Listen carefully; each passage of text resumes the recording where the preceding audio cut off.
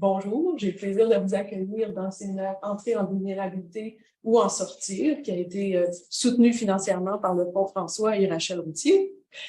Les séminaires sont aussi offerts dans le cadre de la chaire Religion, Spiritualité et Santé. Et ce matin, on a le plaisir d'accueillir deux conférencières, Mme Carlène Demazure et Mme Caroline Grimard.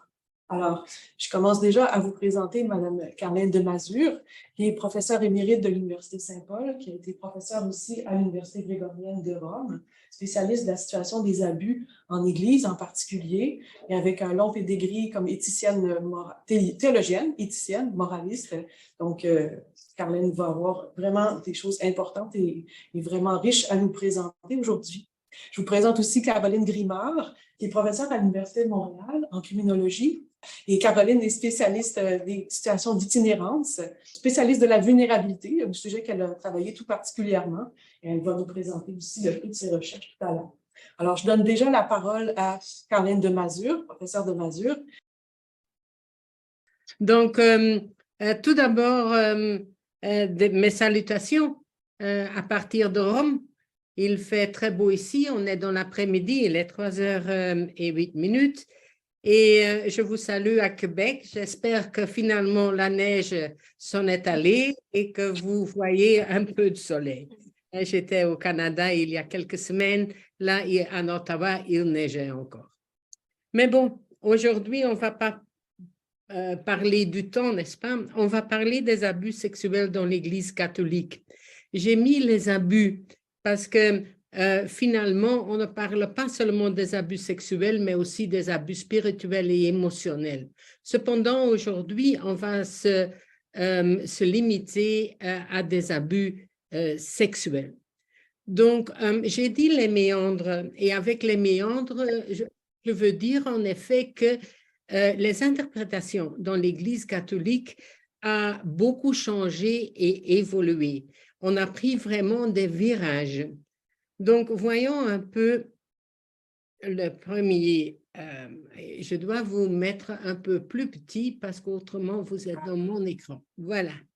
Dans l'Église catholique, l'interprétation de l'abus a pris plusieurs virages, parfois en renonçant à une interprétation antérieure, mais le plus souvent en la maintenant à côté de la nouvelle. C'est pour ça que vous allez voir, surtout chez plusieurs groupes en Église, par exemple chez les groupes qui sont plus conservateurs ou plus progressifs, vous allez voir des différentes interprétations des abus dans l'Église. Aussi géographiquement. Donc, si vous allez en Afrique, par exemple, où il y a encore un grand déni sur les abus sexuels en Église catholique, vous n'aurez pas les mêmes interprétations que nous avons dans l'Occident, disons. Il y a donc des virages qui ont été pris, et Montréal a même pris comme titre de leur programme de formation « Virage victime ». Donc, il y a eu des évolutions dans l'approche des virages, donc en ce qui concerne les victimes, les auteurs du crime et les formes de l'abus.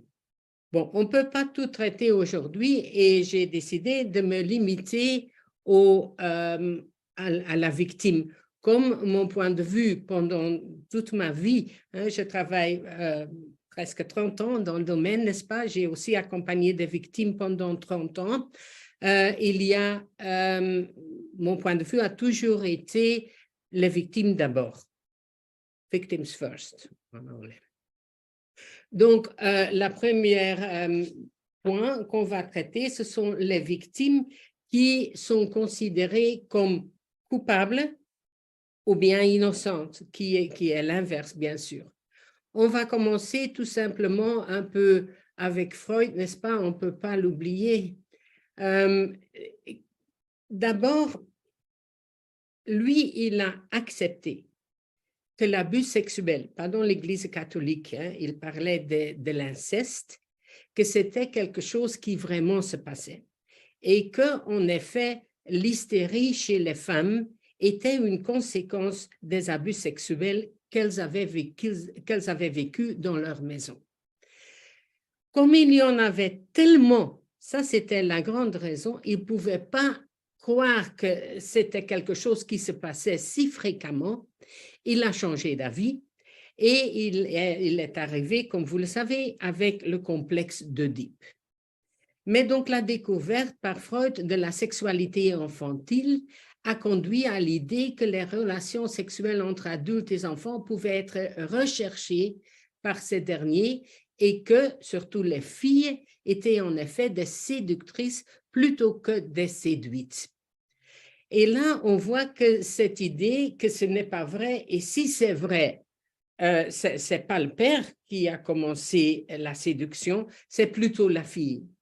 Il y a eu une importante étude de la Langley Porter Clinic en Californie sur les enfants victimes d'abus dans les années 50 du siècle précédent et qui a dit que 80%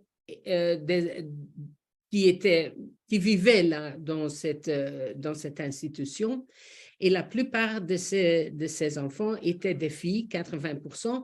Et là, il dit que la majorité des victimes étaient des séductrices qui flirtaient et étaient sexuellement précoces. Et a constaté que dans près de 5/6 des cas, l'enfant victime était participante à l'acte sexuel. Vous voyez que cette idée de Freud, qui a été repris par plusieurs chercheurs, a eu une très grande influence et c'était surtout vu que quelque chose qui se passait avec les filles, mais au début, les filles étaient vues comme des personnes coupables et à l'origine de ces abus qui évidemment n'étaient pas appelés abus. On a en effet cette situation de filles et de femmes qui sont coupables presque par définition. On la retrouve dans l'Église catholique avec 2 personnes féminines, bien sûr, qui ont stigmatisé en effet la femme. Et la première, c'est Ève, dans le récit de la création.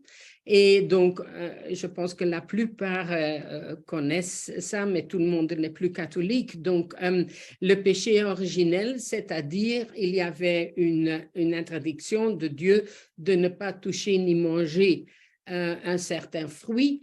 Ce qu'Ève a fait, et elle a séduit son mari, Adam, l'autre homme, il y en avait qu'un, elle a séduit Adam d'en manger aussi. Et donc, ce péché originel a souillé toute l'humanité, c'est pour ça qu'on a le baptême, en se transmettant aux générations suivantes par l'intermédiaire de l'acte sexuel. Donc, vous voyez aussi déjà ici que l'acte sexuel n'est pas considéré comme quelque chose de beau, comme c'est par l'acte sexuel que le péché originel se reproduit, on peut dire. Puis, deuxième figure qui a eu très longtemps beaucoup d'influence, c'est Marie-Madeleine. Donc, on ne va pas discuter toute la personne de Marie-Madeleine, mais elle a été personnifiée comme quelqu'un qui avait la vanité. Donc, elle a personnifié la vanité avec ses yeux, ses cheveux, sa bouche et son huile. Les cheveux étaient les plus importants et étaient associés à la sexualité. On voit ça toujours, le fait que chez les Juifs et les musulmans, on se cache les cheveux. Alors, on voit qu'il y a un lien là avec la sexualité. La vanité s'est alliée à ce qu'on appelle luxuria, et c'est un péché capital défini par les théologiens comme une envie démesurée de plaisir charnel. Donc, les femmes ont une envie démesurée de plaisir charnel. Donc, vous voyez comment Freud, qui n'était pas catholique, mais il était juif, au moins d'origine, et en même temps, dans l'Église catholique, on a ces 2 courants qui voient que c'est plutôt la femme et la fille qui sont coupables de l'abus. Alors, c'est au XXe siècle que les féministes se sont opposées à ce cadre d'interprétation qui considérait les filles, les femmes comme séductrices et donc coupables de ce qui se passait. Et là, on a vu une méandre, je peux dire, hein, donc une évolution de l'enfant séductrice à l'enfant innocent. Il faut dire qu'en effet, on l'a dit au début, n'est-ce pas, souvent les deux interprétations existent l'un à côté de l'autre. Même aujourd'hui, il y en a toujours. Il y a des courants qui voient l'enfant comme un pécheur, un enfant qui doit être discipliné, qui doit être puni parce que l'enfant n'est pas innocent et doit être éduqué avec beaucoup de sévérité. L'autre courant voit l'enfant comme un enfant presque sacré, je peux dire, quelque chose de sacré, mais l'enfant, de toute façon, est innocent. Les féministes ont insisté sur le fait que l'enfant n'est pas participant. Même si l'enfant fait des gestes, on le fait à cause du fait que l'enfant est dominé par l'abuseur. Donc, le terme victime a été utilisé pour préciser que l'enfant abusé, dominé par l'auteur de l'abus, est innocent. Là, vous voyez le mot dominé. Et là, dans l'étude des abus sexuels dans l'Église ou dans la société, c'est un terme qui est très important. On ne parle pas d'abus au moins qu'il y a une personne qui domine l'autre.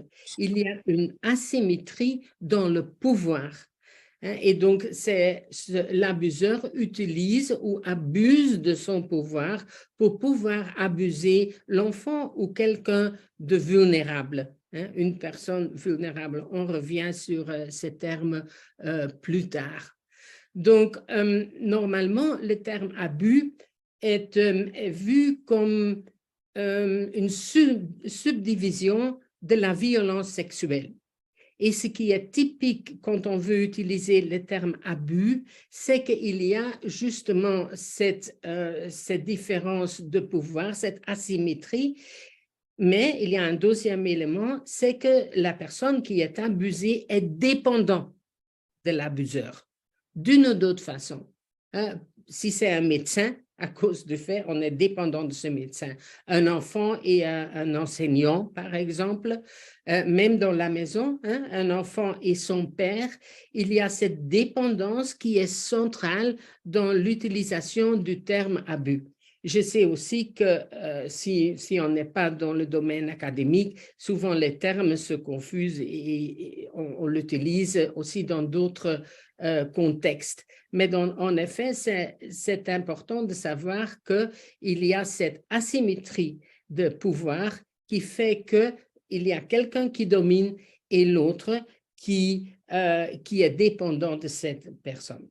Et ça, fondamentalement, c'est la raison pour laquelle, si cette personne, adulte ou enfant, donne son consentement, ce consentement est invalide. Pour un enfant, c'est clair, c'est simple, parce que l'enfant n'est pas mature et n'est pas capable, à 10 ans, 12 ans, de donner un consentement éclairé. Donc, si c'est une femme ou un homme adulte, ça devient plus difficile pour convaincre les gens qu'il peut vraiment y avoir un abus. Donc, on peut prendre le même exemple si on est avec un thérapeute, par exemple, ou avec un médecin, ou dans l'Église catholique avec un prêtre, où on y va, par exemple, pour un accompagnement pastoral. Et là, cet accompagnement pastoral se transforme, par exemple, dans un accompagnement spirituel. Et dans un accompagnement spirituel, on parle beaucoup de ses désirs, de Dieu, des choses qui sont vraiment cruciales, importantes pour notre identité. Et l'autre, de cette façon, a un pouvoir sur vous parce que lui, qui fait l'accompagnement spirituel, lui ne dit rien sur lui-même. Et donc, à cause du fait qu'on est dépendant de cette personne, même si la personne donne son consentement, ce consentement est invalide. On l'appelle dans l'Église les personnes ou les adultes vulnérables. Je me corrige parce que dans le texte de 2019, on parle de personnes vulnérables. Dans le texte de fin mars 2023, on parle de personnes, d'adultes vulnérables. Donc, les féministes s'intéressaient surtout aux victimes féminines, et ce qui a conduit à un cadre interprétatif binaire, et les hommes étaient considérés comme des agresseurs et les femmes, les filles, comme les victimes. Et ça allait aussi dans les subdivisions, c'était vraiment l'homme qui était l'abuseur, qui dominait toujours et les victimes étaient les filles, donc pas de garçons. C'était ça, à ce moment-là, l'opinion, l'interprétation qui avait beaucoup d'influence. Mais donc, restons un instant avec le terme victime. Les victimes, si on utilise ce concept, doivent répondre à certaines normes pour être reconnues comme telles. S'il y a des criminologues entre vous, vous savez ça. C'est pour être reconnu facilement comme victime de quelque chose, il faut les qualités de faiblesse, de respectabilité et d'irréprochabilité. On peut dire, mais non, c'est pas vrai. Mais si, vous connaissez sans doute des cas où, par exemple, une prostituée dit qu'elle a été violée. C'est très difficile pour elle pour être reconnue comme victime, comme on trouve souvent, même devant la justice, que, bon, une prostituée ne peut pas être violée parce qu'elle n'a pas de respectabilité dans les yeux de certains juges. Il faut donc qu'on a les qualités qui prouvent qu'on est innocent. Donc, et l'innocence, c'est une sorte de pureté, et ce qui signifie, surtout pour les enfants, aussi la désexualisation. Donc, souvent, quand on dit innocent, dans le cadre de l'étude des abus sexuels, souvent l'innocence, on réfère à son sexe. Comme si la pureté est une pureté sexuelle. Donc, on ne parle pas de pureté spirituelle. Si on parle de l'innocence et de la pureté, on parle sur un niveau de sexualité. La reconnaissance de la victimisation conduit à une évaluation du comportement de la victime avant, pendant et après la victimisation. On connaît aussi les récits des femmes ou des filles qui ont été violées, et qu'est-ce qu'on demande? Oui, mais qu'est-ce que vous avez porté? Ah, ta jupe était trop courte, mais oui, mais et là, on voit tout ici, le décolleté est beaucoup trop bas. Et pourquoi est-ce que vous êtes promené là dans cette rue? Vous savez que c'est une rue qui est dangereuse. Donc, vous voyez le comportement de la femme, et vous connaissez aussi les arguments contraires, les femmes qui disent, moi je peux porter ce que je veux, même si ma jupe est courte, ça ne veut pas dire que vous pouvez me violer. Mais donc, quand on veut être reconnu comme victime, ça devient plus difficile si on ne répond pas à l'image de la victime idéale. Donc, et ça veut dire qu'il faut un comportement irréprochable avant, pendant et après l'abus. Il y a eu des cas qui sont connus. Est-ce que vous vous êtes défendu pendant le viol?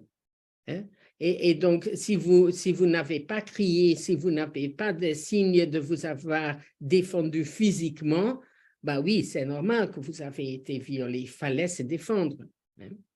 Donc, c'est toute cette opinion de ce qu'est soi-disant une victime idéale, que nombreuses de victimes ont ressenti cela comme une seconde victimisation.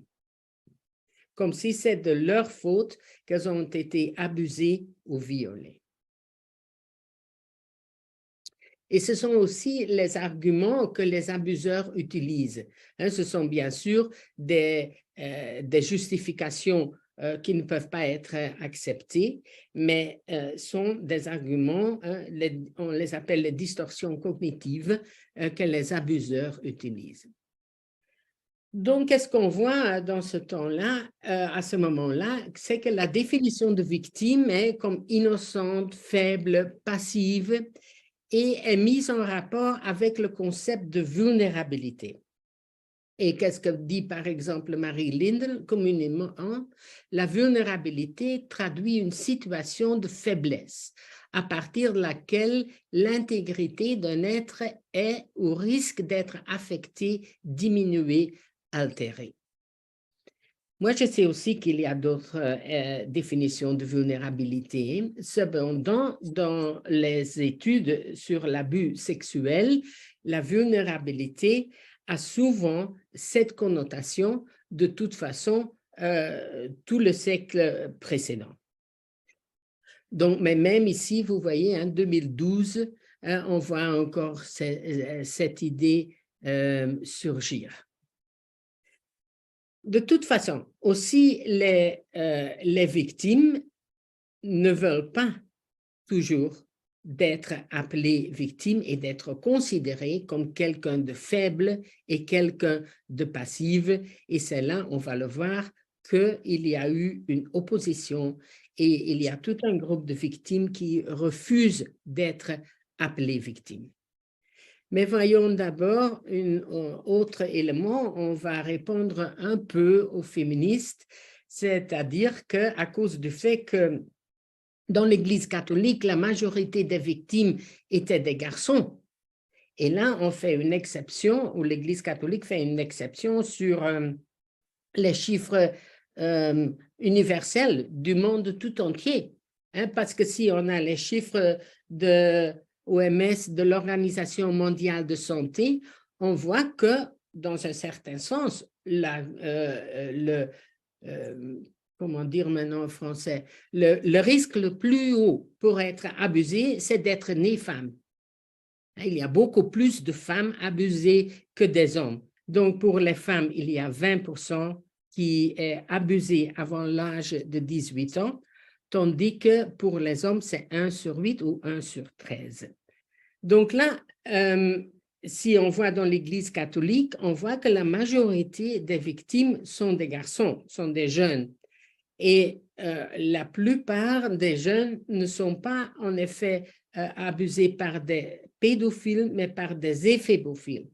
Il y a une différence parce que les pédophiles, c'est en dessous de 10 ans, ou on peut dire, ça dépend de votre cadre d'interprétation, n'est-ce pas? On peut dire en dessous de 13 ans même, tandis qu'en Église, la plupart des garçons qui sont abusés avaient plus que 10 ans, plus que 13 ans. Je fais 10 et 13 parce qu'il y en a qui ont une hébéphile comme catégorie entre les deux, entre les éphébophiles et les pédophiles.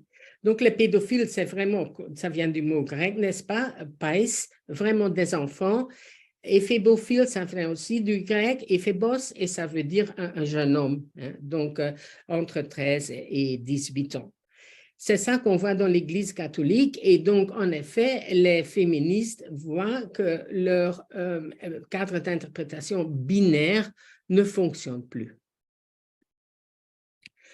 OK, pour continuer et voir comment on appelle, quels sont les concepts qu'on utilise pour appeler quelqu'un, une personne qui a été abusée, il faut faire une différence entre le monde anglophone et le monde francophone.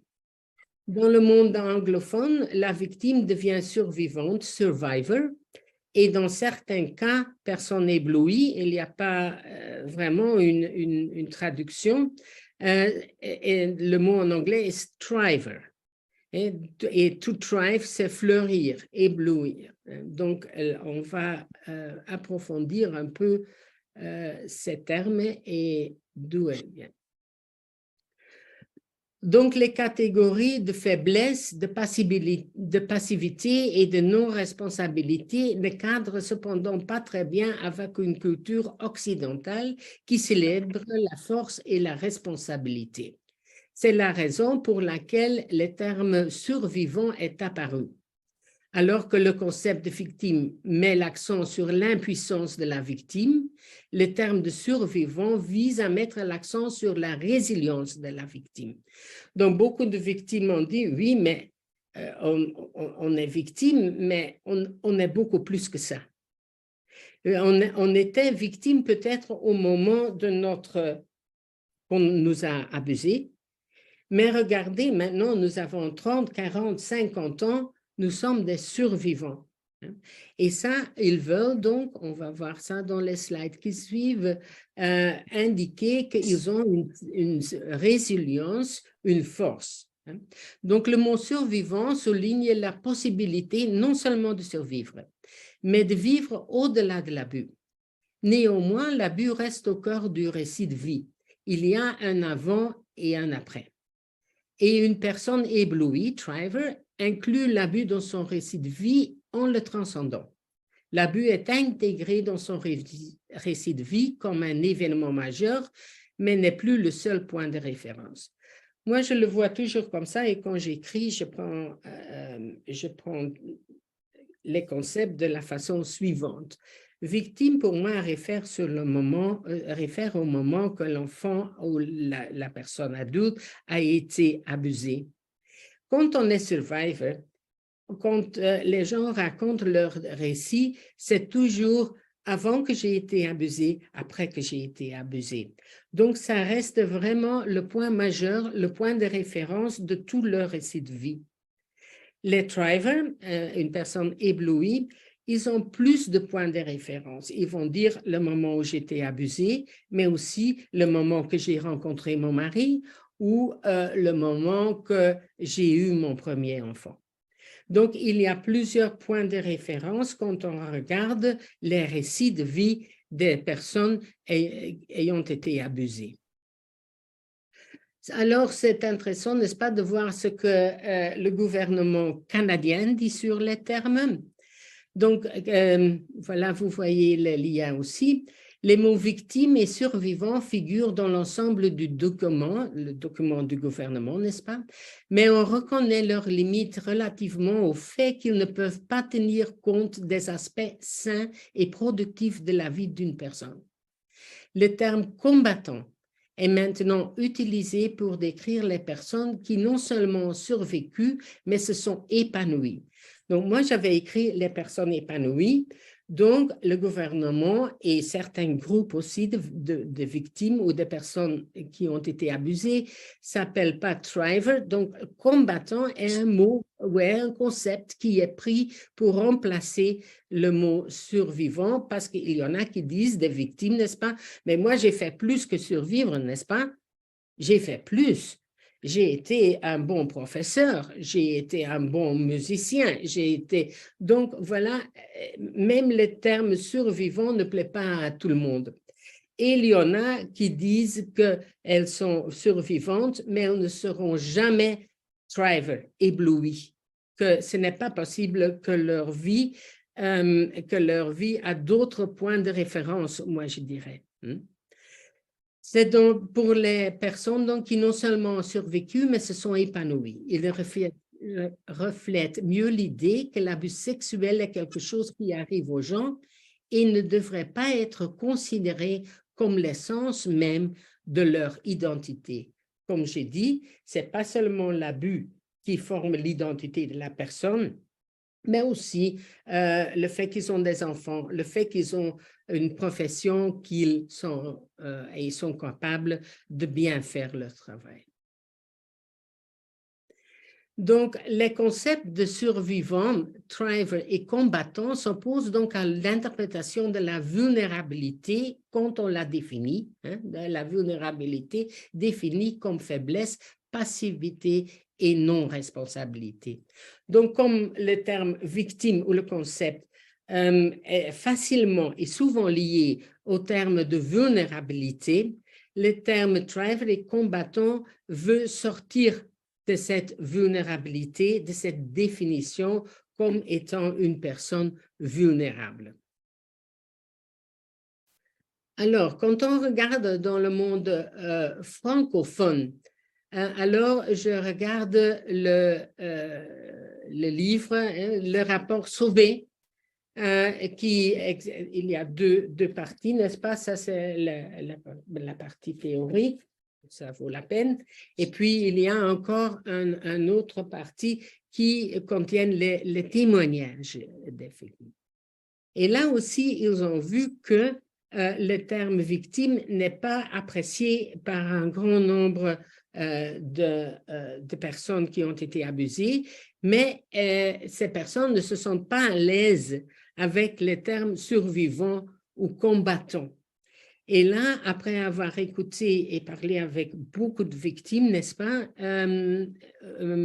ils ont proposé, et c'est même le titre de leur travail, surtout la deuxième partie, c'est de victimes à témoins.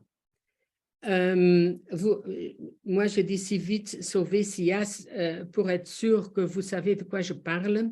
C'est la recherche qui a été faite en France sur les abus dans l'Église catholique.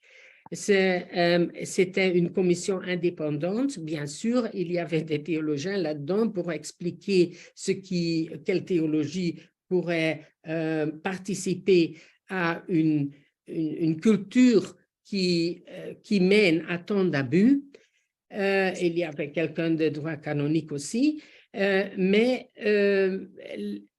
en général, il y avait des juristes, il y avait des médecins, des psychiatres, et ils ont écouté non seulement des personnes académiques, mais aussi beaucoup de victimes. Et là, ils avaient un très grand nombre de victimes, hein, beaucoup plus grand que les autres pays, je pense 200 000, parce qu'ils ont pris une autre méthode. Donc, les autres pays ont seulement compté les victimes connues, les victimes qui se sont manifestées elles-mêmes ou quand ils ont regardé ou cherché dans les archives, les victimes qui étaient identifiées dans les archives. Tandis que la commission, la SIAS, a fait comme on fait pour d'autres choses. Hein? Donc, ils ont fait un grand survey, une grande enquête, et là, ils ont basé sur cette enquête, extrapolé le nombre de victimes, comme a fait aussi les Pays-Bas. Hein. Donc, ça a provoqué beaucoup de résistance à ce rapport, et pourtant, ce rapport est vraiment très, très bon. Donc, voyons un peu, normalement, un témoin, c'est quoi un témoin? C'est quelqu'un qui a vu quelque chose qui se passe avec quelqu'un d'autre.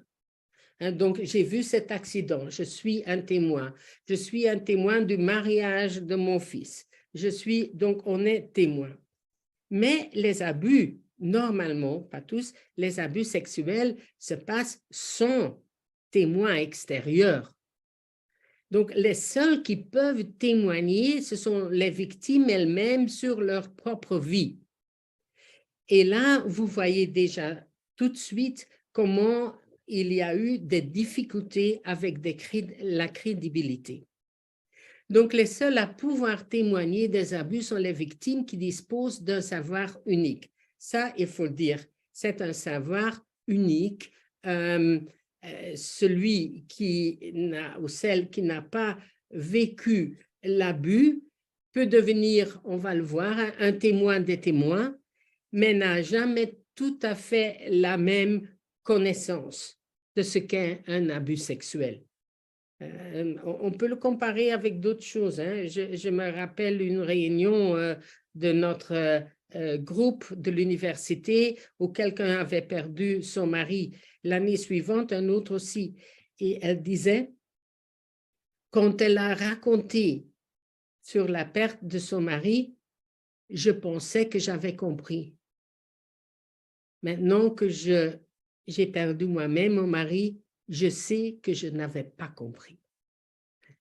Donc, ils ont un savoir unique, mais elles deviennent donc un témoin d'elles-mêmes, souvent en tant qu'adultes.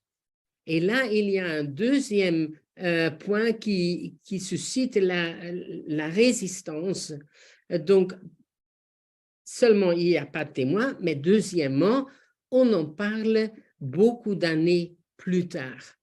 Et là, il y a tout un groupe en 1992 qui s'est formé, The False Memory Syndrome Foundation, et définit le syndrome de la fausse mémoire comme un état dans lequel les gens se souviennent des choses qui ne se sont pas réellement produites.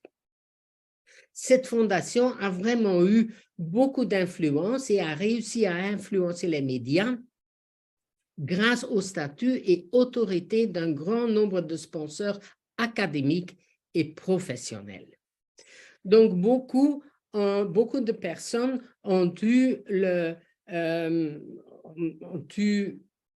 utilisé leur propre pouvoir pour dire que ces abus ne passent pas.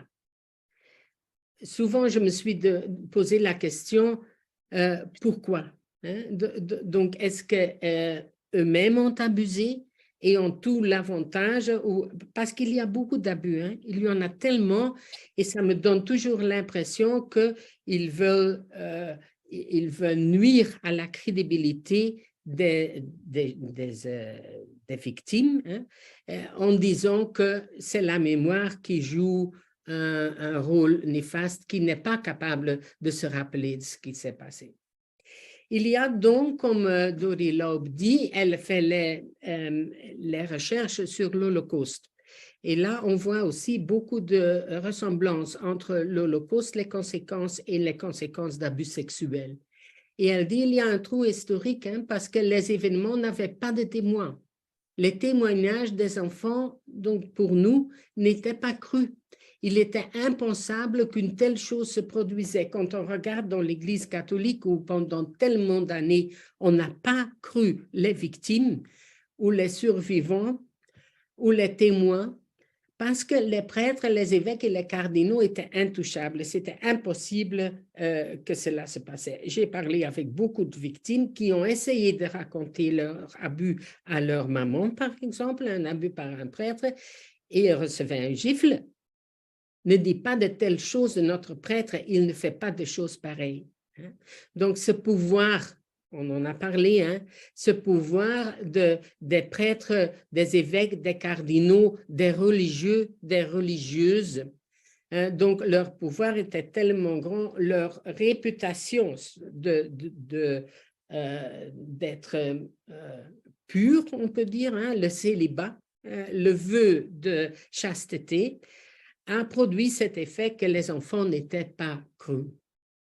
C'est seulement le grand nombre de témoignages qui a changé la réception des histoires et a révélé la vérité.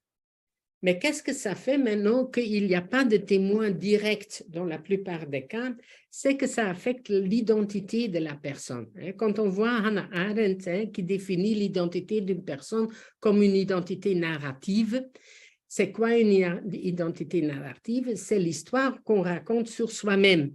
Moi, je suis Carlin de Mazure et ça ne me dit rien, le nom, mais j'ai enseigné à l'Université de Leuven, à la Grégorienne, à Saint-Paul, et voilà, elle a créé un centre là. Donc, c'est l'histoire qui fait mon identité, que moi, je raconte sur moi-même, mais aussi ce que les autres racontent sur moi. Maintenant, sans témoin extérieur direct, ça influence l'identité de la personne et comme il n'y a pas d'autres récits, comme j'ai dit, ça affecte la crédibilité et donc la personne qui a vraiment vécu l'abus sexuel doit se défendre sur la vérité de son histoire. Tandis que normalement, il ne faut pas se défendre sur la vérité de son histoire. On va presque finir là. Donc, pour le témoin, en effet, il s'agit toujours d'un moment important. Quand quelqu'un vous raconte son histoire, c'est très important. Qu'il y ait déjà témoigné ou qu'il le fasse pour la première fois, cet instant est toujours pour lui attendu et craint à la fois. Partagez qu'il est entre sa défiance et son désir d'être entendu au plus juste. D'où l'ambivalence constitutive à sa prise de parole. Dans le même temps qu'il témoigne, les témoins regrettent déjà de l'avoir fait. la révélation de l'abus, j'ai longtemps pensé que c'était un fait unique. Après, j'ai compris que la révélation dure toute une vie. Parce qu'il faut révéler, on le révèle pour la première fois, hein, disons à son mari, mais puis on est obligé à un certain moment de révéler aussi envers ses enfants parce qu'on a des réactions envers les enfants qui sont un peu redoutables à cause du traumatisme. Donc, on veut l'expliquer à sa meilleure amie. Donc, la révélation, ce n'est pas un fait unique, c'est un processus. C'est un processus pendant la vie et chaque fois que la victime ou la personne qui a vécu l'abus raconte ce qui s'est passé, c'est un moment très important pour cette personne qui doit être écoutée avec respect. Donc, le concept d'émoi, si on regarde maintenant le concept, produit un effet similaire à l'évolution des concepts de victime vers survivante ou combattante. Il s'agit de résister à une identité basée uniquement sur la victimisation. Il s'agit de récupérer le pouvoir en tant que réaction à l'impuissance vécue pendant l'abus. Oui, donc un abus, quand ça se passe, il y a plusieurs émotions et sentiments qui passent à ce moment, bien sûr, hein, la peur, l'anxiété, mais une émotion très importante, c'est l'impuissance. Je suis ici abusé et je ne peux rien faire. Je mesure 1,50 m, je pèse 40 kilos, mon abuseur est 1,90 m, il pèse 80 kilos, il est sur mon corps. Qu'est-ce que je vais faire? C'est l'impuissance. Et donc, reprendre le pouvoir dans leur vie est quelque chose de très important pour les personnes qui ont été abusées. C'est pour ça, souvent, qu'ils ne veulent pas entendre du mot vulnérabilité.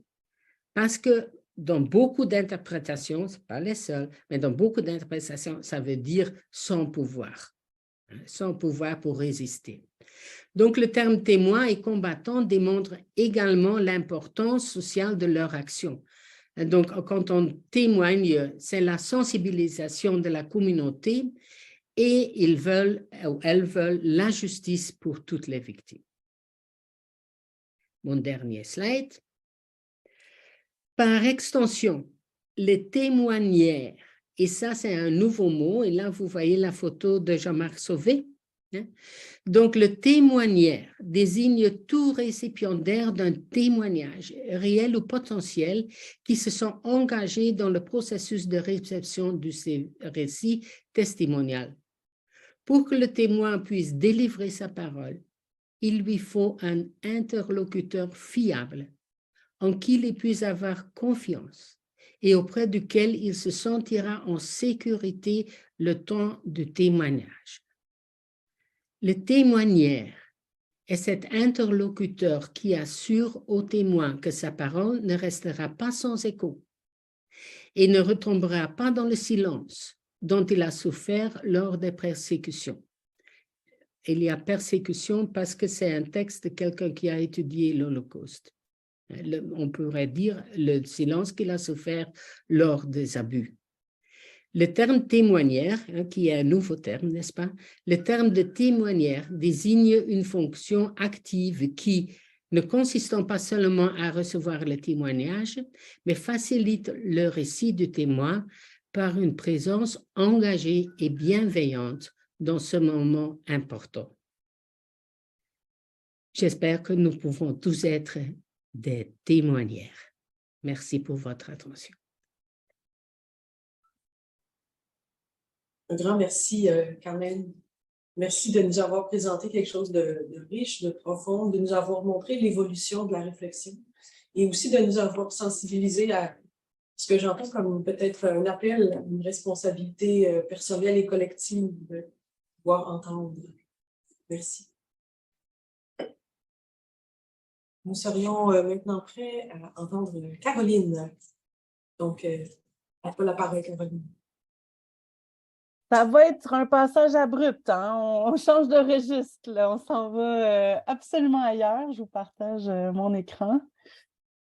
Je vous amène dans l'univers de l'itinérance à Montréal, au Québec, hein, en fait, mais au Québec surtout, mais c'est sûr que mes exemples sont souvent ancrés à Montréal.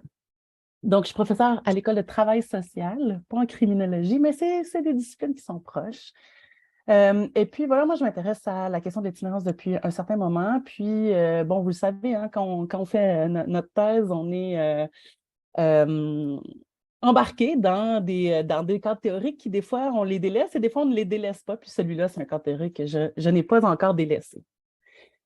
L'itinérance, bon, c'est moi qui ai besoin de me remettre de votre présentation, Caroline. J'ai comme appris plein de choses. OK. Donc, voilà. L'itinérance, on l'explique souvent, hein, l'entrée ou le maintien dans un mode de vie proche de la rue, comme un enjeu surtout individuel, hein. C'est examiner, puis même la vulnérabilité, hein, c'est la grande tentation, c'est de ça dont je vais vous parler, de regarder les éléments individuels des personnes. Et tous les autres concepts, hein, la question de l'exclusion sociale, de l'agir faible, alimente les politiques sociales au Québec, mais partout aussi en Occident, pour qu'il y ait des pratiques qui visent aussi les individus. Moi, ce que j'ai envie de vous proposer aussi, c'est un dialogue qui décolle un petit peu, hein, de cette lunette-là individuelle, comment qu'on peut regarder le sans-abrisme, l'itinérance, à la fois, en fait, dans son aspect micro-sociologique, on n'a pas le choix, avec aussi une lunette macro-sociologique, on n'a pas le choix non plus, mais comment qu'on peut investir autre chose, hein, c'est-à-dire que tout ce qu'il y a entre les deux, le niveau médio-social. Je vais tout vous définir ça un petit peu plus loin. Donc, voilà. Et je démarre aussi mon propos en vous disant que l'itinérance, c'est un élément, donc je vous le disais tantôt, hein, qui a été regardé surtout de manière individuelle, mais ça ne se comprend pas juste de cette manière-là. En son croisement, il y a des éléments d'intersectorialité, hein, à la fois des vulnérabilités et des ruptures qui sont individuelles, certes, mais organisationnelles, structurelles, institutionnelles. Et donc, l'ensemble de nos politiques et nos pratiques ne devraient pas que agir à un niveau individuel. C'est quoi? Bon, le petit plan de ma présentation, l'itinérance, la manière dont c'est appréhendé par la recherche, les courants théoriques, hein, qui nous permettent d'analyser l'itinérance, les pratiques d'intervention qui sont en cohérence, évidemment, avec tout ça, puis ma petite proposition de fin, là, où je vous amène ailleurs au niveau médio-social.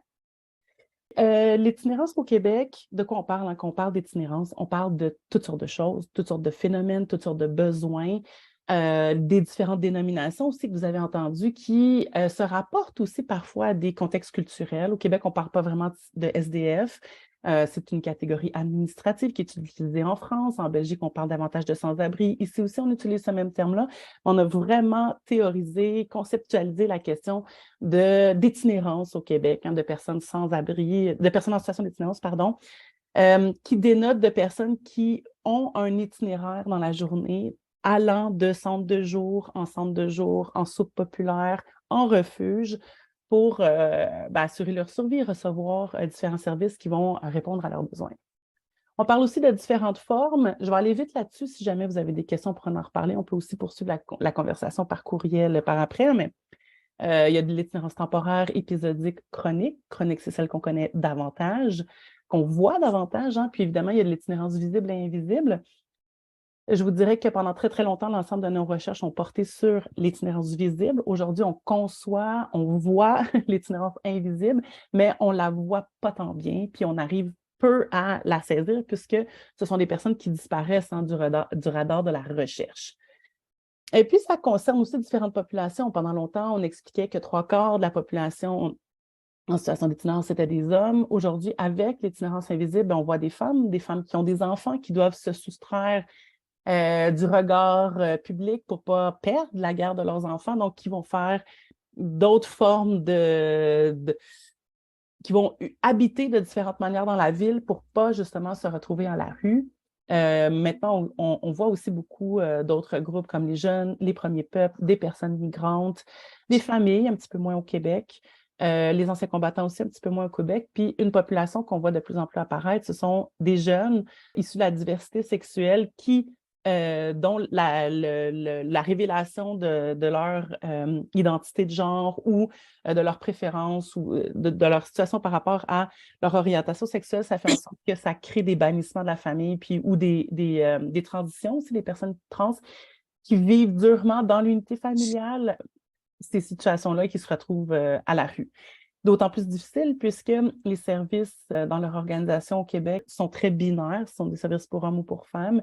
Et puis les personnes non-binaires ou les personnes trans ont peu de possibilités d'accéder aux services, vivent beaucoup de barrières à l'accès. Et puis, ben, surtout, hein, au centre de tout ça, il y a différents besoins, différents enjeux, différentes problématiques qui sont vécues par les personnes. Autant à un niveau personnel, je vous le disais, hein, toxicomanie, alcoolisme, problèmes de santé, mais il y a aussi structurel, organisationnel, hein, des problèmes d'accès au logement, problèmes d'accès à des logements sociaux abordables, problèmes d'accès aux services, puis il y a aussi des problèmes institutionnels, comme par exemple les ruptures qu'il y a de services entre les sorties de prison ou les sorties de centre jeunesse et un passage vers quelque chose qui n'est pas la rue. Hein. Donc, les personnes qui sortent de prison, qui sortent de centre jeunesse, sont des populations qui sont connues pour se retrouver à la rue puisqu'elles sont laissées à elles-mêmes avec peu d'aiguillage, de soutien dans cette transition-là de trajectoire de vie.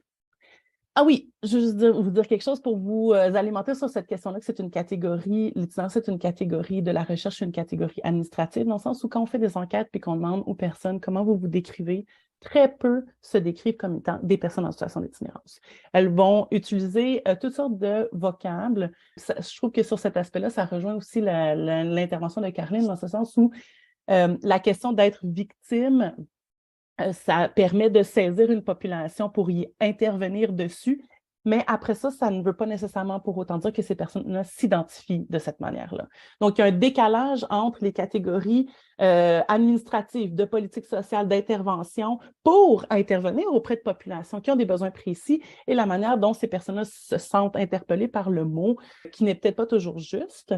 Puis ce que ça fait, c'est que voilà, des personnes ne vont pas s'identifier à cette terminologie-là et vivront peut-être par après des barrières à l'accès, ne s'identifiant pas comme une personne en situation d'itinérance, comme on a vu tantôt, une personne victime.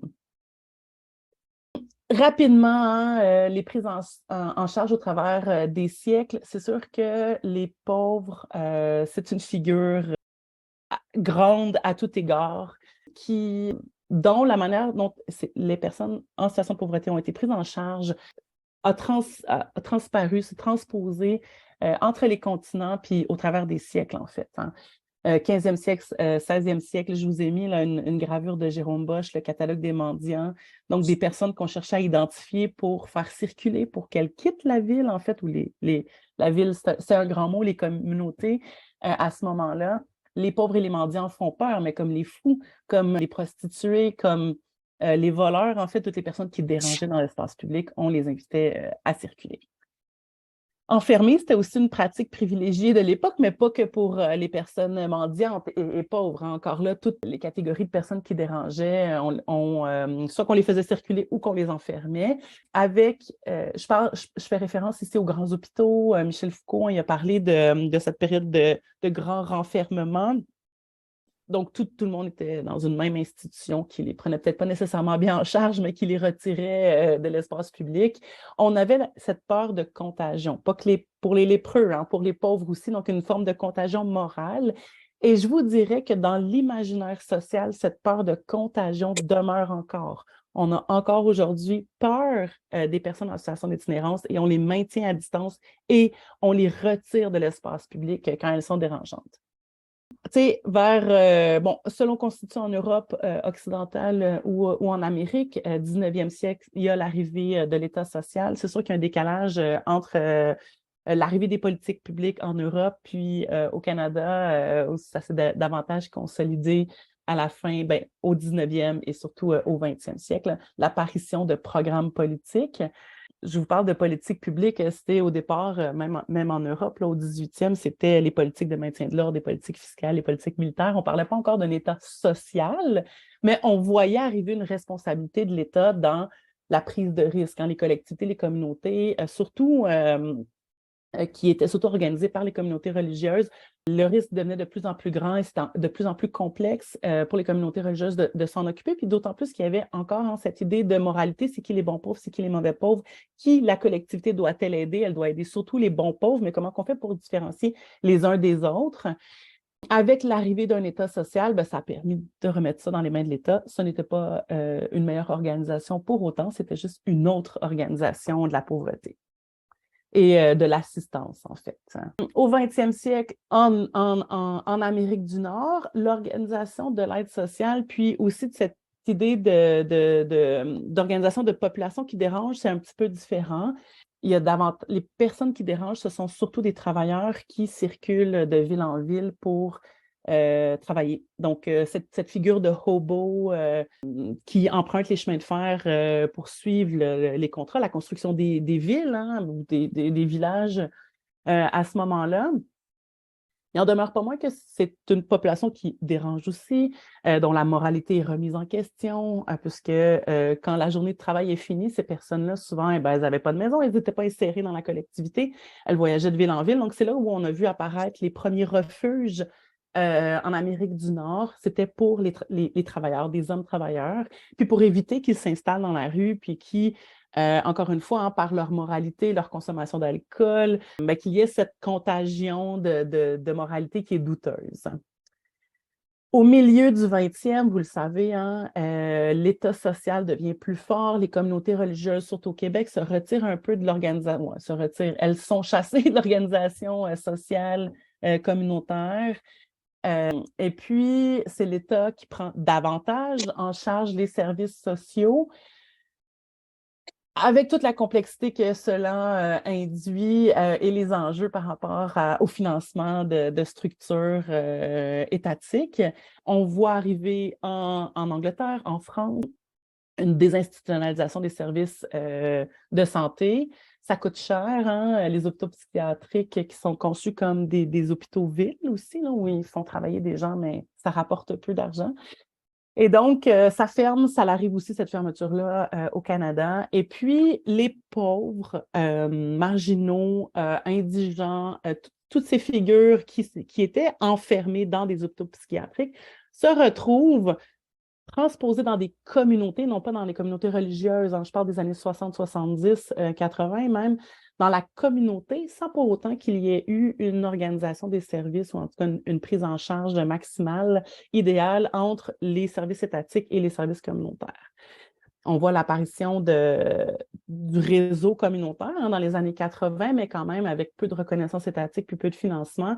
Et donc, le problème de l'errance, tel qu'on le connaît aujourd'hui, c'est vraiment à ce moment-là qui apparaît au Québec, hein, avec la désinstitutionnalisation des services. Aujourd'hui, cette population-là, ce n'est pas elle qui est dans la rue. Hein. Juste une petite aparté, on dit que dans l'itinérance du visible, la moyenne d'âge des personnes, c'est autour de 40 ans. Donc, ce n'est pas les personnes qui ont connu la désinstitutionnalisation, qui ont été chassées des hôpitaux psychiatriques dans les années 60, 70, 80. Ces personnes-là sont décédées, elles ne sont plus à la rue aujourd'hui. Hein. Il n'en demeure pas moins qu'il y a quand même des personnes qui ont des problèmes de santé mentale et toute une combinaison de problèmes, comme je vous disais tantôt, mais aujourd'hui, ce ne sont plus les victimes de la désinstitutionnalisation qui sont dans les rues. Il y a quand même un État social fragmenté, on le sait, hein? La part de responsabilité des risques sociaux, elle est encore questionnée et comment qu'on fait justement pour prendre en charge les pauvres, qui doit les prendre en charge? C'est compliqué. Je vais vous en parler un petit peu plus tard dans la 3e section sur les pratiques d'intervention. Comment on se saisit des théories pour expliquer l'itinérance? C'est comme tous les problèmes sociaux, comme tous les faits sociaux. Il y a des garde-clochers. Il y a quand même des ensembles de théories qui sont souvent mobilisées par les mêmes chercheurs. Puis je vous dirais qu'on s'entend, je pense, pour présenter l'itinérance à travers des concepts que je vais vous présenter rapidement. D'abord, hein, dans les années 80, on voyait les personnes en situation d'itinérance comme exclus socialement. Donc, l'exclusion sociale, c'est une nouvelle question, René Lenoir. Transformation de l'organisation sociale, passage des communautés qui sont dans les campagnes vers les villes, puis ça crée des mésadaptations sociales entre les deux. Les gens n'ont plus trop de métiers, se retrouvent dans des grandes villes sans avoir les codes pour habiter ces grandes villes-là. Puis tranquillement, ben, comme il n'y avait pas nécessairement de liens sociaux forts, communautaires, dans les villes, ben, il y a affaissement, rupture de liens sociaux ou juste distanciation par la perte de repères entre campagne et ville. Et puis, ça crée cette idée d'exclusion sociale-là. Ces concepts-là, il y en a certains, même disqualification sociale, désaffiliation sociale et désinsertion sociale, c'est des concepts qui avaient leur heure de gloire jusqu'en 2000, 2005, 2007. Quand je faisais ma thèse, ça commençait à perdre un peu de sa superbe, mais en même temps, quand ils sont combinés, ces concepts-là font sens. La disqualification sociale, ça, Serge Pogam, ça place les individus dans un statut inférieur, dévalorisé qui marque l'identité. On en parlait tantôt de l'identité, c'est complexe. C'est un autre sujet qui pourrait faire l'objet de 45 heures de cours. C'est, Caroline le présentait comme lié avec l'identité narrative, mais c'est aussi lié avec ce qui nous est renvoyé comme image. Et quand on est constamment stigmatisé, ben, forcément, on intériorise en fait le statut de stigmate. Dans les relations sociales, cette stigmatisation-là est incorporée, puis tranquillement, les personnes sont en situation de disqualification sociale. On n'accorde pas de crédit ou de reconnaissance au mode de vie des personnes en situation d'itinérance. Idem avec la désaffiliation sociale, il y a des individus qui sont inégalement supportés par la structure sociale, qui tombent au travers des mailles des filets de sécurité et qui, gentiment, voilà, se désaffilient des liens sociaux ou sont désaffiliés par la pression sociale. Et désinsertion sociale, idem, c'est vraiment la métamorphose de la société salariale qui engendre un ensemble de vulnérabilités, puis la désinsertion dans sa figure extrême. Tout ça, c'est lié à la société salariale, puis aux relations que les personnes ont par rapport à certaines institutions sociales, mais surtout la question du travail salarié. Puis je vais vous en parler plus tard, le travail salarié, c'est quelque chose de super important. Mais ça place en son cœur des individus qui sont responsables de leur insertion ou désinsertion. Et la vulnérabilité dans cet univers-là conceptuel, elle arrive, en tout cas en itinérance, elle arrive autour des années 2000, 2005, 2010, ça change la donne. Ça nous permet de mieux saisir l'itinérance encore, puis de placer les personnes dans un spectre, en fait, de vulnérabilité, de sortir d'une certaine manière d'un misérabilisme de classe sociale. Les théories que je vous ai montrées auparavant sont des théories françaises, où le rapport à la reproduction sociale, aux classes sociales est très fort et qui enchasse parfois de manière permanente des personnes dans des situations de pauvreté. Avec la vulnérabilité, il y a cette idée de probabilité, de possibilité qui entraîne une incertitude et qui donne d'une certaine manière aussi de l'agentivité aux personnes. Ce que certains auteurs soutiennent, François Dubé, Robert Castel, ce qu'ils disent, c'est, bon, Marcel Gauchet vous l'a dit, la religion comme organisation de la société, c'était la plus forte manière d'organiser la société. Avec la disparition de la religion comme élément, comme institution d'organisation de toute la vie sociale, il n'y a rien qui a pu remplacer en termes de production de liens sociaux. Et donc, ce sont des petites institutions sociales qui ont pris le relais pour agir comme un grand intégrateur social, mais il n'y a plus jamais rien eu qui produisait autant de liens sociaux que la religion. Dans nos sociétés donc occidentales, le travail salarié a pris une place énorme, sans pour autant donner toutes les réponses que la religion donnait ou toute la possibilité de créer du lien social. Et les personnes qui n'adhèrent pas ou qui ne peuvent pas adhérer à cette pression par rapport au travail salarial-là se retrouvent souvent dans un rapport marginal, non central, hors des liens qui sont socialement valorisés. Donc, comment on fait pour intégrer la société, les communautés, les collectivités, et comment on fait pour maintenir ces intégrations-là, sociales-là? Bien, c'est un enjeu, notamment pour les personnes en situation d'itinérance, mais c'est un enjeu pour tout le monde, hein. Même nous, on le voit d'une certaine manière aujourd'hui, avec une génération qui s'identifie moins au travail salarié ou qui veut changer les conditions du travail salarié. Ça l'affecte, en fait, notre organisation sociale.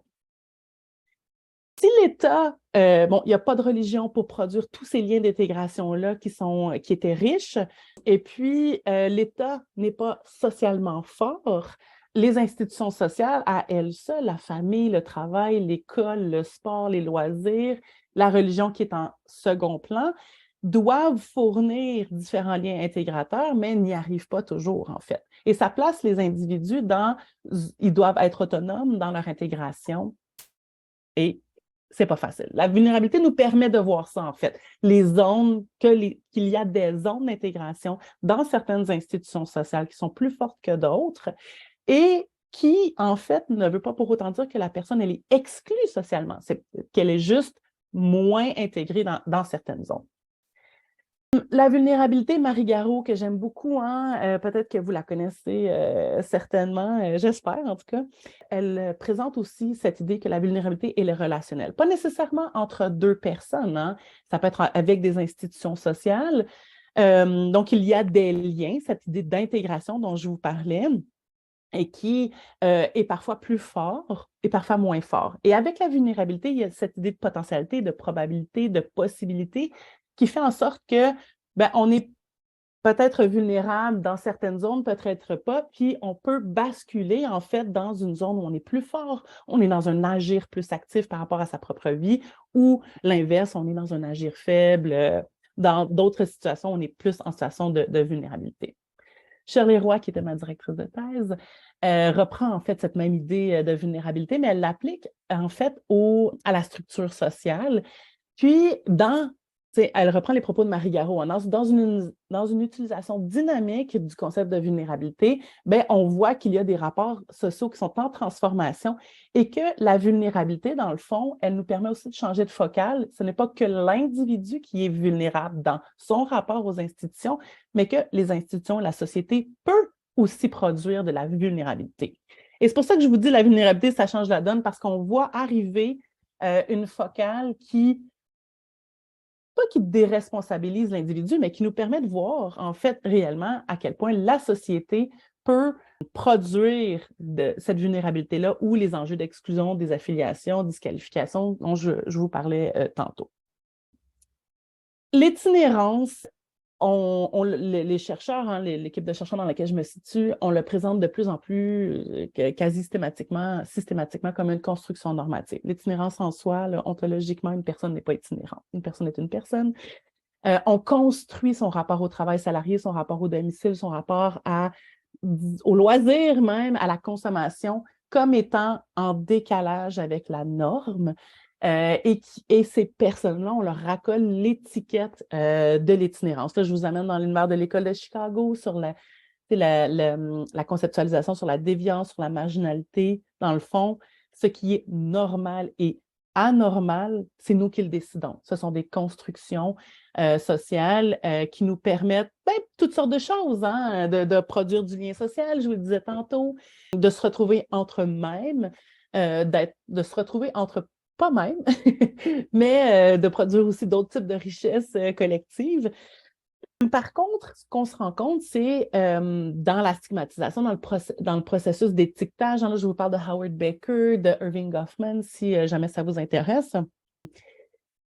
Les personnes qui n'utilisent pas les institutions sociales de la même manière que tout le monde et qui n'adhèrent pas au programme institutionnel, donc d'aller à l'école, d'être dans la poursuite d'un travail, d'être dans cette idée d'avoir des comportements familiaux plus ou moins adoptés par l'ensemble de la collectivité, voilà, se retrouvent étiquetés négativement et donc perçus comme des outsiders.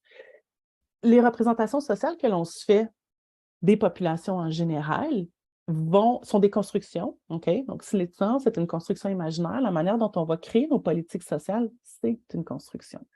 Howard Baker en parle, des entreprises morales qui sont faites. Donc, la manière dont on décide de s'organiser collectivement pour résoudre un problème, c'est construit. Et donc, forcément, que les pratiques d'intervention qui en découlent sont également construites en fonction de cet imaginaire-là collectif. Donc, tout ça pour vous dire, hein, si nos valeurs sociales, hein, ce sur quoi là, toute notre organisation sociale se fonde, c'est d'avoir un travail, avoir un domicile. Tout ça, ça nous donne des droits aussi, hein, d'avoir une carte. Ça nous permet d'avoir une carte de la RAMQ, ça nous permet d'aller voter, ça nous permet d'avoir un compte en banque, hein, si on a un domicile. Et aussi cette injonction à l'autonomie dans nos sociétés postmodernes. Les individus sont responsables de leur destinée. Les personnes qui n'adhèrent pas à ça sont perçues comme étant dans un comportement inacceptable. Hein? On est très inconfortable. Et puis, les programmes vont travailler, les programmes d'intervention qui sont destinés aux personnes qui n'adhèrent pas à ça, donc les personnes en situation d'itinérance, vont travailler à ce qu'elles se rétablissent pour obtenir ça, en fait. Hein? Donc, et puis, les grandes pratiques d'intervention sont liées autour de ça. Donc, les individus qui n'adhèrent pas à ces injonctions-là sociales se retrouvent en dehors du circuit normatif et n'est pas perçu voilà, comme pouvant vraiment contribuer au vivre ensemble puisque hein, la moralité n'est pas au rendez-vous là-dedans. Donc, les grands programmes d'intervention visent ça, de s'assurer que les personnes ont un domicile à elles, qu'elles ont un travail salarié ou un travail occupationnel, hein, ou encore un revenu, la sécurité du revenu, l'aide sociale, et de travailler des habiletés qui vont les amener à l'autonomie. Tout ça, c'est la construction imaginaire du citoyen idéal. Et puis, on est très, très, très inconfortable avec les dépendances dans nos sociétés, que ce soit les dépendances aux substances diverses ou encore les dépendances aux dispositifs d'intervention. On peut être à l'aide sociale, mais il ne faut pas y être longtemps. On peut être au chômage, mais il ne faut pas y être longtemps. Puis, on peut avoir recours aux banques alimentaires, mais il ne faut pas y avoir longtemps. Il faut être autonome éventuellement, en fait. Il y a des petites poches de population qui ont le droit d'être dépendantes, les personnes âgées et les tout-petits, les enfants. Dans le spectre, les personnes aussi qui sont en situation de handicap, qui ont un élément de leur vie quotidienne qui fait qu'elles sont dépendantes pour assurer leur survie ou leur déplacement ou tout ça. Mais ce sont les seules populations qui ont le droit, encore une fois, même les situations de handicap, maintenant, il y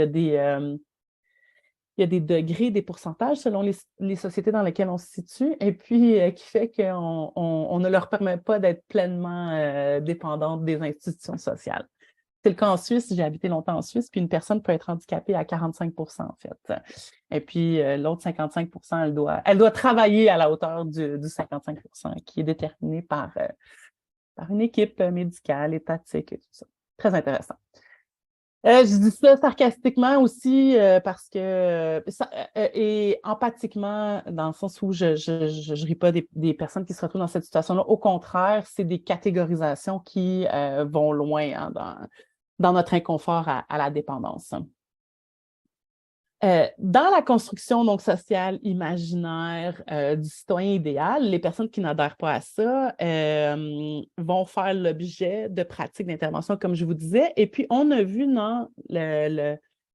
dans l'histoire différentes modalités d'intervention qui se superposent. Comme je vous ai un petit peu présenté tantôt, mais je vais vous les présenter différemment.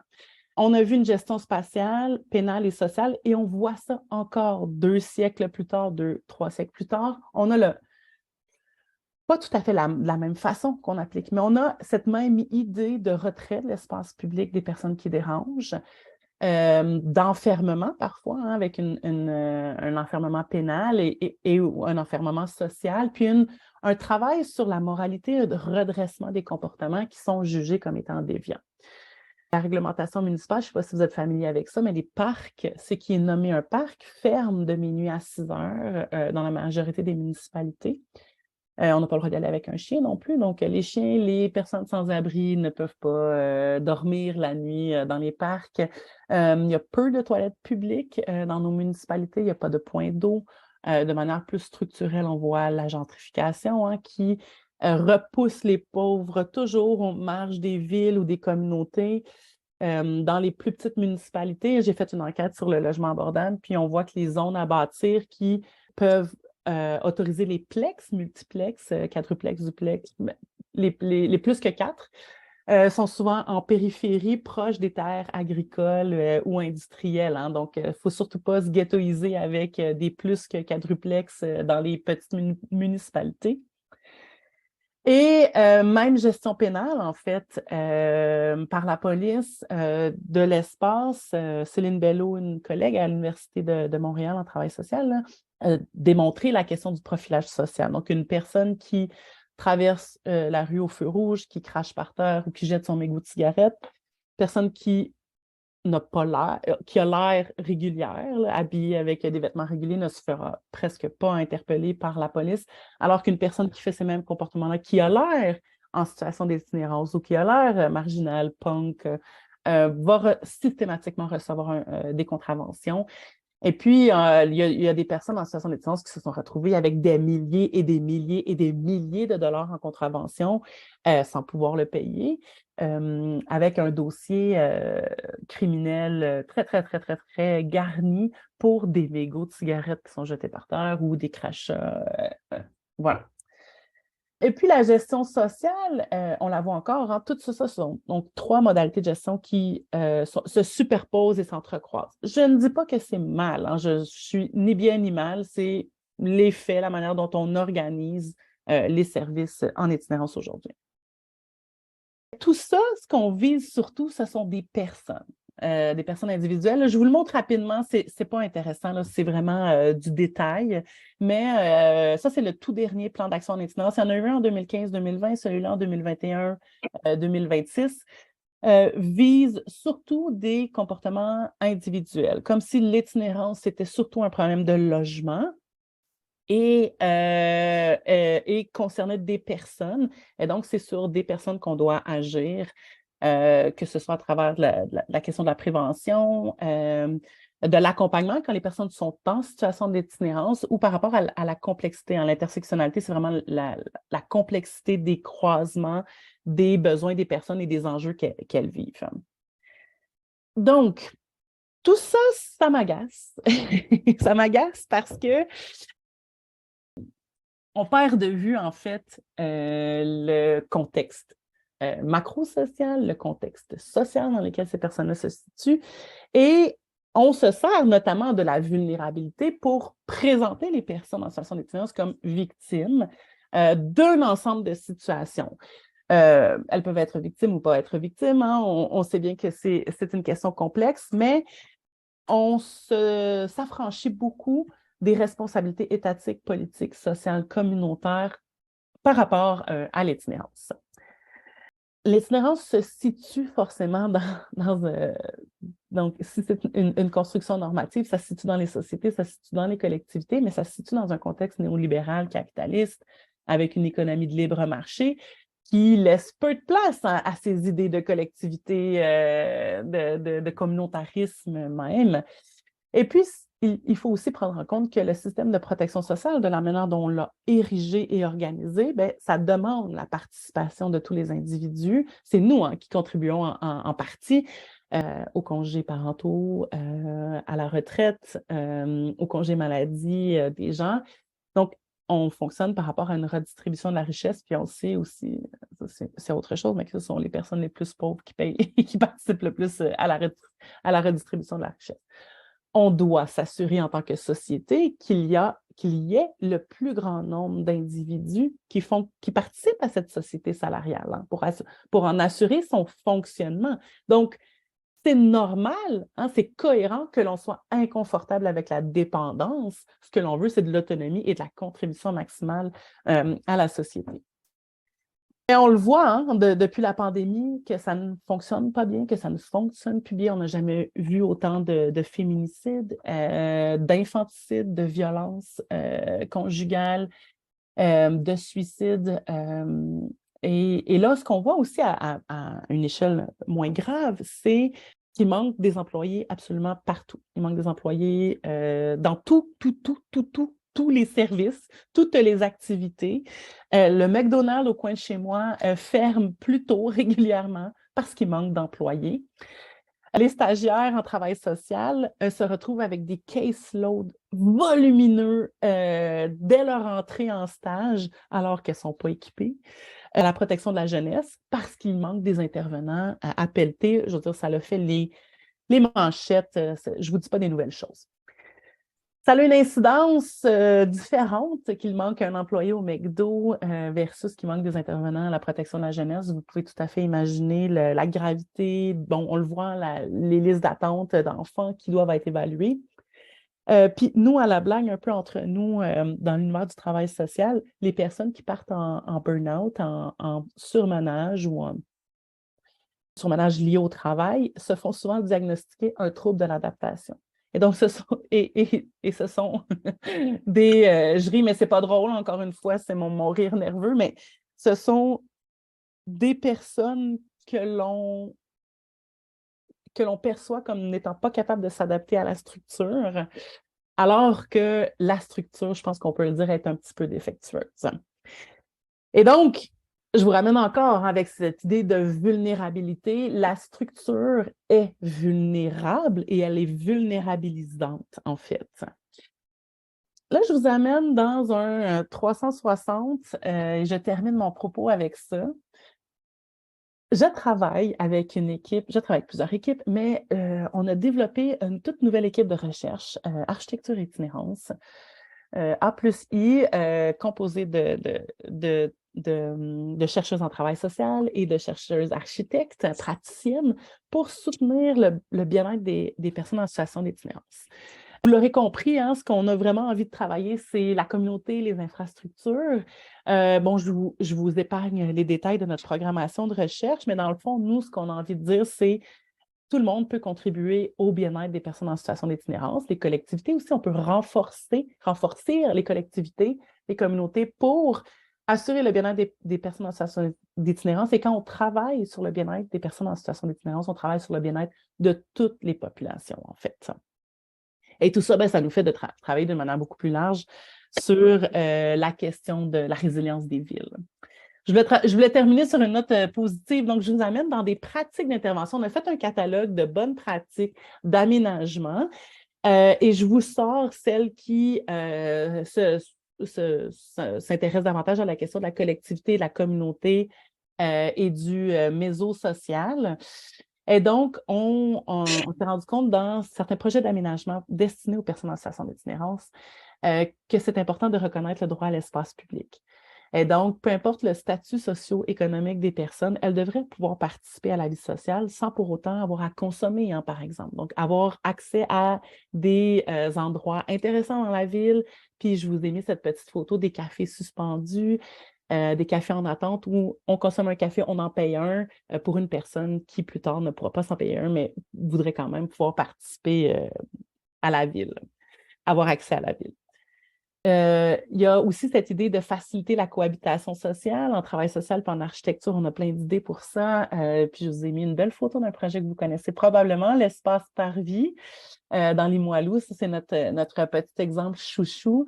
On peut investir les infrastructures sociales, les bibliothèques, les parcs, les espaces extérieurs de passage, comme un parvis qui permettent de rejoindre différentes communautés, différentes collectivités. Puis quand il y a une personne médiatrice sociale là, on provoque en fait du dialogue.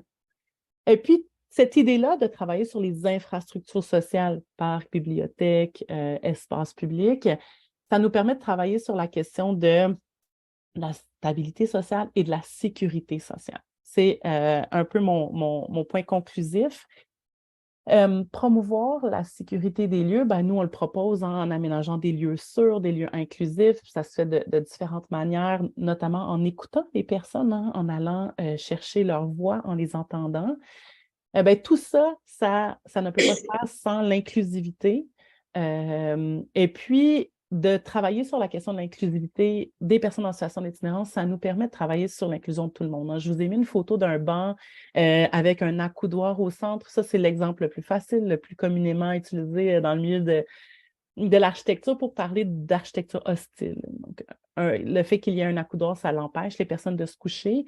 Mais vous savez que ça a aussi une incidence sur les familles. Changer un enfant sur un banc de parc, c'est difficile. Les personnes à mobilité réduite qui se retrouvent coincées. Parfois même, il n'y a plus de banc, hein, il y a juste des petits éléments pour s'appuyer à demi. Donc, de travailler sur rendre la ville moins hostile pour les personnes en situation d'itinérance, ça permet vraiment de travailler sur toute la collectivité. Et voilà, c'est ce que je voulais vous parler et là, je termine avec cette idée de communauté d'abord. Merci Caroline, le temps a passé très vite et j'entends cet appel, mais aussi cette passion à construire des communautés vivantes, dans le fond, toute la dimension relationnelle, comment elle est importante. Alors, merci beaucoup.